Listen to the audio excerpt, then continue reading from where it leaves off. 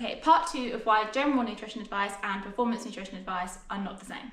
In the last video, we looked at sodium and electrolytes, and in this video, we're going to look at sugar intake. As an athlete, it is super important that you fuel for the work required, which means often increasing your carb intake. And carb, in its simplest form, is a sugar. It's about not only consuming the right type of carb, but also getting the right amount in. So, for example, if you're training, you're going to want to use simple sugars, which are less satiating, which means you can have more of them so you can meet those energy needs.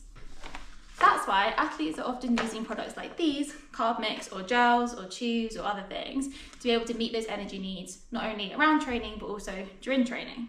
For athletes I work with that have particularly high caloric needs, which is a lot of them, it's quite hard to get that amount of energy through whole foods, so these products come in really helpful for reaching those kind of energy needs. Now, if we look at the general population that's slightly less active, yes, carbs are still good to include in your diet day to day. However, the amount is probably significantly less than an athlete training with a very high training load. Also, look at the type of carb you're consuming. It's probably more important in that scenario to build your main meals around kind of complex carbs, like slow energy releasing ones, so that you're kind of fuller and more sustained for longer, more satiating basically, rather than simple sugars that don't fill you up as much. If you're eating a lot of simple sugars, it can be a lot easier to overconsume and kind of go beyond your caloric needs essentially, which can lead to weight gain or kind of other related health issues.